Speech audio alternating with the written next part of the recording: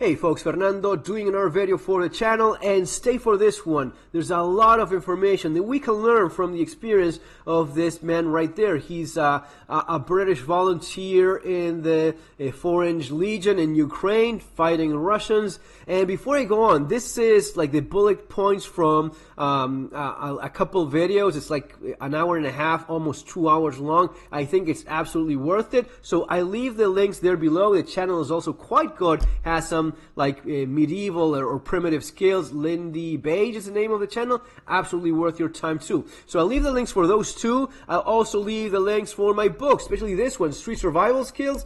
This is a book where you'll see a lot of the same things this man says reflected here. Why is it here already? Well, because my work has been over the years learning from not only personal experience, but from other people's experience as well. I've learned that over the years, when I see the same lessons being repeated time and again, that is worth remembering and passing on and sharing with you folks. So many of the things he says, yeah, you will find it right there. Also, Surviving the Economic Collapse. You'll have that link there below too. And I'll also leave links for some of the items and little tools and things that he mentions as stuff that is useful, maybe for yourself, maybe as a Christmas gift. Anyway, links for all of that there below in the description. So let's get to this video. This is a British guy that has, according to what he says, he seems to have some basic military experience, like with the rifles. If you know exactly what that involves, let me know in the comments. I'm pretty sure it's like basic military skills. Basic military training, but the guy mostly apparently worked as a event organizer for festivals and concerts and stuff like that, which he says has been useful for him in terms of organizing things over there in Ukraine. Eventually, as he progressed in his journey of his. Now he starts by explaining that he traveled over there. This was earlier this year, so about the time that it seemed as if Russia was going straight for Kiev. Well, he got himself on a plane, went over there. When he was in Poland, Poland is not at war, so the first thing he was asking in customs was, do you have your COVID passport, vaccination? And he said, no, I have none of that. And in Poland, they told him, oh, that's going to be a problem. I mean, you need these documents to travel here because of restrictions and so on. And he said, well, I'm just looking to get myself to Ukraine to kill Russians. And when he said that, they said, oh, okay, that's completely different. Come this way, sir. They got him on a little golf cart, took him over with a bunch of our people. They gave him a carton of cigarettes, shaked his hand, and got him on a bus and across the border. So the moment you explain that you're willing to go and do something like that, things are being kind of fast-tracked for you. He starts by explaining the kind of people that he's met right away, meeting some people that were volunteering, mostly from Europe, people from other countries as well, people from United States. According to what he says, he explains, I mean, you had all sorts of people. You had people that thought this was going to be all Call of Duty, just shooting Russians as you run, and people that thought it would be completely different, people that had very misguided ideas of what getting involved in a war like this was all about. He says that some of the best people he saw were guys from France, good folks from there, and that this misconception of French people not being good soldiers is just simply not true. Some of the Spanish guys he came across with, hardworking, serious folks as well. He says that he came across some American guys that had former deployment in the Middle East that were pretty disappointing because they either left or just gave up, and just as soon as they saw that things were not as they were used to, the kind of deployment that they had with the facilities that the United States provided for them, the kind of living conditions, the kind of war they were fighting was completely different. There was no McDonald's or Pizza Hut in their bases in Ukraine, and they were being shelled by freaking Russians, which is something that they were not all that comfortable with. He said that some of the best Americans he came across with were either civilians with no prior military experience, just right attitude, can-do mentality, and toughen it up and going along with it, and some of the guys that were former Marines that were more, he says, he specifically mentions that Marines, Rangers were some of the more reliant guys, and the ones that were like more used to lesser degrees of comfort maybe. He says that his NCO was a former Marine that had his own business and volunteered to go to Ukraine, and mostly he explains that the guy's business and running his own business was very helpful in the way he organized the crew and the guys he had assigned. So, interesting things. He mentions a lot of people that were just, again, from all walks of life, complete dumbass and good people with the heart in the right place, and guys that were just, as soon as the first shelling happened, some started looting and stealing stuff. So all sorts of people, as you would imagine. Lots of these were just filtered away as things kept on developing, and especially when things got way worse, many of the thuggish, gang type guys went away as soon as they saw things getting a lot harder. So he ends up in this facility close to the border in Poland, more of a high-tech facility with nice barracks and command posts and such. He mentions even like virtual reality training, VR training, which sounds high-tech and kind of like American money written all over it. Anyway, they were working on, I assume, different drills. One of these were, leaving as soon as they had an alarm go off, preparing for drilling in case of being bombed and so on. And eventually it ended up happening. They just heard the bombs right away. And it's interesting to see how he says that many of the injuries were because of people running, broken ankles and legs, because of not only no longer being a drill, but actually bombs dropping, a missile strike. So they were running and got themselves hurt. One Spanish guy, he had a branch of a tree, going through his eye, lost an eye. But they would just run out of the barracks and go into the woods surrounding the facilities as soon as they got the warning. So in one of these actual missile strike, Russian missile strike, a lot of wounded people, he says that as soon as he's heard the, right? As soon as he heard that, he hit the floor, cover, and heard the explosion. And one of his buddies that was not, he was still running, he was just shoving it through the air, and the guy survived. But he would tell later that as he was flying through the air, he saw him on the floor taking cover, and he thought, yeah, I'm dead. He actually fell. He was wounded pretty badly, apparently, hurt his back, but not nearly as he was much better off because he ducked, he took, he just went for the floor. Now he says that he felt the wave of the explosion push against his feet, and he was moved forward, and he had a little bit of shrapnel and some minor wounds, but he was mostly okay. The other guy that didn't hit the ground as soon as he heard the explosion, so there's a lesson there.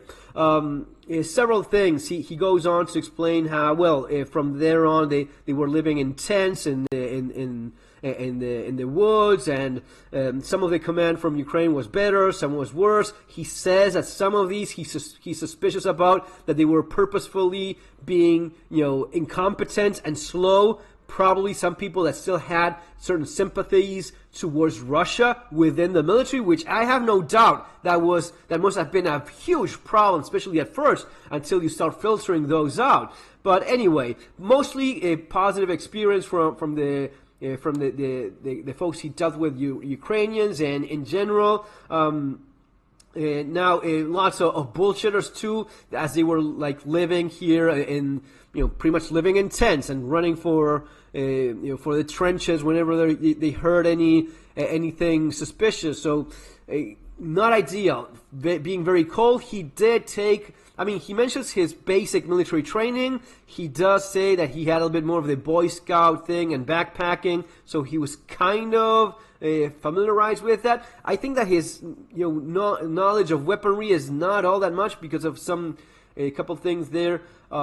He says that, for example, he would use his little rocket stove that he took to make some hot drinks, some tea or coffee or whatever, and he asked a guy that claimed to be a Swedish Arctic Warfare Ranger, which sounds very cool, and he asked this guy for Kindle. And this guy brought back a couple green branches. So yeah, not really an Arctic Warfare Ranger of any kind if you don't know what Kindle is, and you just bring a couple green twigs. Anyway, you get the point. People that claim to be stuff that they were not, and obviously that all falls apart. Now, the importance of all of this, some of the stuff that he found to be more useful, clothes, I mean, stuff that I literally say here, like underwear, merino wool underwear. He specifically mentions that several times. Merino wool is a little bit nicer than just traditional wool. It's a little bit less itchy, and it keeps you warm even if a little bit damp, and stuff that is important, proper clothing, proper shoes. He took like a mess kit that lots of people did not have. Some of these American guys, they were expecting to have like a Pizza Hut, McDonald's, and a trailer with food for them at all times. That was not the case. So they had to improvise a lot of stuff. Some of them were rudimentary camping skills, building fires, preparing food, having your mess kit, having a warm bottled water, which they were making fun of him at first, and then they would trade cigarettes for that water bottle so as to stay warm. A canteen, basic stuff that he obviously took with him and found useful. The idea of not having proper cold climate underwear, that's one of the things he mentions and insists the most. Then maybe some of the more controversial things I've seen him say regarding night vision and sound suppressors, that they're not useful, at least not for what he was doing, and I agree with him on that. I mean, I fully agree that for a guy that, there were lots of people going with this fantasy about what this would be when they were over in Ukraine, is like 99% of the time just taking cover, hiding in a damn trench, and just trying not to get bombed to pieces. And when you actually end up encountering Russians, it's going to be a World War II type of trench warfare. It's going to be you guys in a trench, damp, cold most of the time, trying to not, and getting shelled constantly and trying to not get blown to pieces, while 200 meters away there's yet another trench with the Russians, and they're just throwing shells and artillery and going with drones and missiles to one against the other, and basically that's what you spend most of your time doing while moving around ammunition, moving around food, water bottles, or whatever the hell needs to be moved, and digging holes. So not all that cool or entertaining. It's still very damn scary and very dangerous too. But this idea that some of these guys apparently had about, we'll go there and play Call of Duty, wrong. Some of the ideas that these guys had going with military experience from the United States and the Middle East. You're not getting your fancy facilities, and you're not fighting a couple guys with AK-47s. You're fighting, guys that have the same sort of weapons that you had back then, and you're getting shelled too. And it's, a lot more dangerous than being from at the other end of the spectrum of military technology and weaponry. So he makes this case about the sound suppressor. It doesn't do you any good. It is heavy. Once you want to remove it, it gets hot. And he even makes a case for, when I want to hear the guy at the other end of the line shooting, because if he's shooting, he's still alive. If he's not shooting, if I don't hear him firing, then he's probably dead. And something similar for night vision. He says that some people went with some of these cheaper night vision goggles. Your $500 night vision. It's not nearly as good as the actual fancy military grade stuff. And that is actually completely true. Those, like a fly with several eyes that Navy SEALs use. Those are 10, 15K worth of night vision, and it's completely different quality. And more to the point, what is the use of having sound suppressor if you're fighting trench war against Russians, where you basically see one another and you're shooting one another and you're not trying to be sneaky or anything like that? And in terms of night vision, if you're just hiding in a trench, even if you do have the fancy expensive night vision, you're not using it. Yes. Now, if you're a little team or a couple of you guys that are moving behind enemy lines and being all sneaky about it, and you get there and you have the night vision and you have the sound suppressors and you go, yeah, sure, that is, or more like tack, tack, tack, tack, right? If you do that kind of thing, if you are actually special operations, doing special operations stuff, makes perfect sense. That's what it's intended for. But it's not intended for the guy in a trench in Ukraine, in a muddy trench, fighting, shelling one another and shooting, mortar at one another. Completely different. And you'll just be dragging a can and dragging a fancy, expensive night vision that probably would have been money better spent elsewhere. Now, having said all that, I have no doubt that in certain moments, in specific situations, if you're just trying to keep an eye on things and it's dark and you do have some kind of night vision, even if it's not all that fancy, I'm pretty sure it could be quite useful.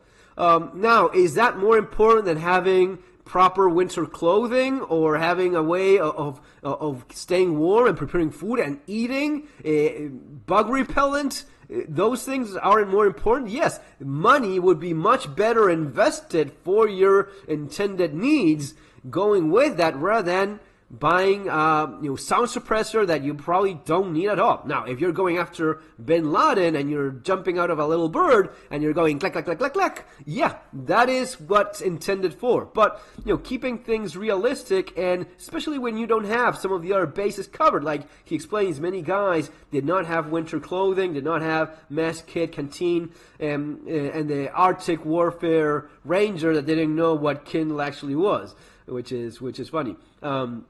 He also explains that at some point when they had these different tents, some of the Ukrainian guys that were not, they were just following some of the commands that were not proper. They were all together and they had a thermobaric, bomb dropped on them and killing 150 of them. And I probably assume that this idea of having nice American facilities over there, it's a lot smarter to have people divided in smaller groups rather than all bunched together and being an ideal target for a missile or drone strike. I guess that at the start of the war that was not as obvious as it clearly became later on. Cheap scopes don't hold zero. Scopes talks about, cheaper scopes don't hold their zero, and having a scope that is not holding its zero, you're just better off not having it at all. I wouldn't make a case for if I have a gun that can take a scope and I have a good red dot, I'd rather have it, than not have it. And same for a good scope. He is not the most knowledgeable person when it comes to firearms. He makes this point about at some point when they got that missile strike, some guys were going for the armory and trying to grab guns because they were being told that Russians were jumping, parachuting into their lines. So the guys, the volunteers, got desperate and broke into the armory and started grabbing guns. He got himself a Scorpion, a 32 ACP, and he pretended to have like an accidental discharge as to see if the thing actually worked, and fired one round with the Scorpion 32, only went this deep into a tree, and he assumes that because of that, it's not all that great, and unless you're getting hit in the head, it's not going to be effective. That is not actually correct. I mean, any handgun round will go about this deep into a tree. Trees are pretty tough. And a 9mm will not go much deeper than a 32.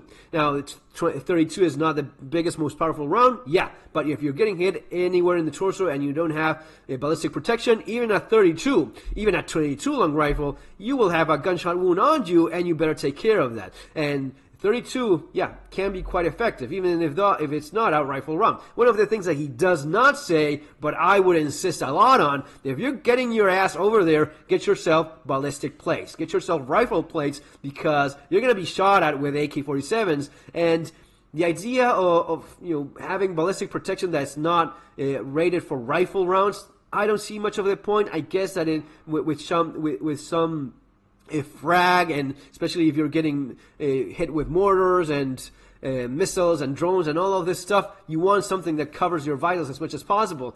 I would go maybe straight for standalone rifle plates, or you could go with soft panels and plates, but maybe just going straight for plates makes more sense. He does talk about, underwear, socks, hiding from artillery. He says about having a infrared laser. Some guys maybe forgot those on, and they would have like a big old line, and if there was a Russian with night vision, they would see their position. And I mean, what would be the point of you having an infrared laser hiding in a trench and accidentally forgetting about it, and you don't even have night vision yourself, but you're basically putting a damn marker on you that is visible from miles away?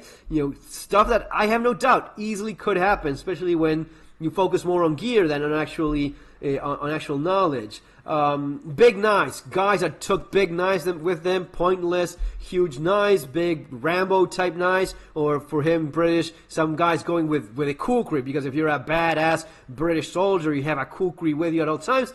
kukris do make a lot of sense, especially if you're a Nepalese, a farmer in Nepal. Yeah, and if you're, yes, the kukris are nice. Does it make a whole lot of sense? No. What you see most soldiers, especially in Ukraine, you see most of those guys with lots of these, lots of Glock knives, some knockoff Glock knives I've seen as well. I've seen several of these too. These are actually made in Ukraine, decent little knife, maybe not so little, but more of a practical, lightweight kind of knife and not something huge. At the same time, he does make the case for something like a short machete, especially for cutting wood, preparing shelter, preparing firewood. Short machete can be useful. Anything that has a short machete with a saw on the back, he says that would be kind of nice to have. And that's where you get into all of the knife utility survival knife. Probably you want to go with something like that, like a survival knife. That's my survival knife made by Aitor. Basically like 6-7 inch knife with a full tang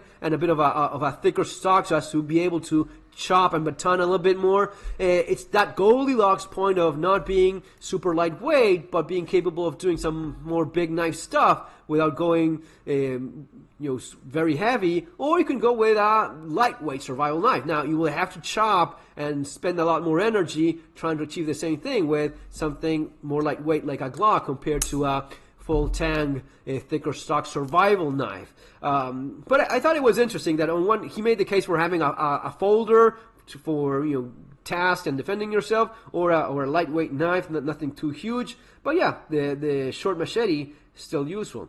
BV bag, something Gore-Tex that's waterproof yet breathable. Yes, sleeping bag. Again, BV bag too. Wet wipes, just to keep yourself clean with wet wipes. Morale, avoiding disease. He does mention that he got a couple of ticks one day. He woke up and couldn't breathe. He had a tick in his nostril that was this big. He says it was like as big as his pinky finger, as the tip of his pinky finger, all the way inside his nose, and he later got Lyme disease. Diseases that, if you're experienced even with several deployments in the Middle East as an American soldier, you're not worrying about getting damn Lyme disease by a tick. It's not as likely as it is in a dirty trench in Eastern Europe, right, while fighting Russia. Wet wipes, the importance of tourniquets. He insists, and I get it, that given that he was shelled and he got a missile strike, he probably saw a lot of body parts flying around. So he's very adamant about having at the very least 2 tourniquets on you at all times, even better 4 in all of those little pockets in your cool gear. Right, get one of those tourniquets in each of your pockets. So ideally, one for each extremity of yours, a tourniquet. And it's the idea of hemostatic gauze. Again, things that I explain and describe here in Survival Skills. I have a dedicated chapter on tourniquets and how to even improvise that, because I know for a fact it's not just this. It's like terrorist attacks, even a potential car accident. You just never know when you may end up having to either improvise a tourniquet or use one that you carried as part of your EDC gear or your kit. The importance of gloves as to get stuff done, not having a cool guy 1-point sling, because yes, hanging there on in front of you, but when you have to start digging or carrying boxes of munitions or whatnot, you don't want a single point sling. That's where the guy that's jumping out of the little bird with the night vision and the suppressor and it's going all boom boom boom boom. You're just moving stuff, and you want to have your rifle across your back out of the way, and a 2-point sling ends up being a lot more useful for that kind of crap than having your gun hanging there. Imagine the first time that you bend to pick up something, the tip of your gun goes straight into the mud. That you don't even realize that. It dries up. You have a freaking mud plug in your barrel. May as well blow it up. So all of these things that, if you learn from other people's experience, as you're doing right now with my videos, with my books, with all of this stuff, that's a lot better than learning it in the field the hard way when you end up in one of these potential situations yourself. Gloves for doing stuff, yes, makes perfect sense. I would even add to that eye protection, because why not? Even ear protection, electronic. I've seen some of the guys have that. You can adjust as we have even a greater hearing capacity than you would normally by adjusting it accordingly, and you're avoiding some of the damage to your ears by firing continuously or getting shelled. So yeah, that's stuff that makes a heck of a lot of sense. Finally, the idea of boots and additional footwear for when you're taking off your boots. He says don't get sandals and stuff like that because you cannot run with that, and you want something that you can run if needed. He mentions Crocs. You know, Crocs being more comfortable, lightweight. I would make the case for something like a light trail running shoe, especially from a good brand like, say, Solomon or something like that. I think that's about the same weight, about the same volume, and not only, at least for me, more comfortable than Crocs. I'm not a big fan of those, but for the same weight and size and volume, pretty much, you have something that, if needed, you can push and use that for a more extended period of time and still have proper footwear. Even though it's not as good as boots, I would go with that as my light footwear for when kicking off those boots. Anyway, guys, I think it was super useful. If you do have the time, though, do check out that hour and a half, almost 2 hour worth of video. Lots of lessons there, but this is pretty much the bullet points of those. Remember, you'll have the link there below if you need to grab something for yourself or last minute Christmas gift. Those are from the affiliate links. Much appreciated if you end up using them. Take care.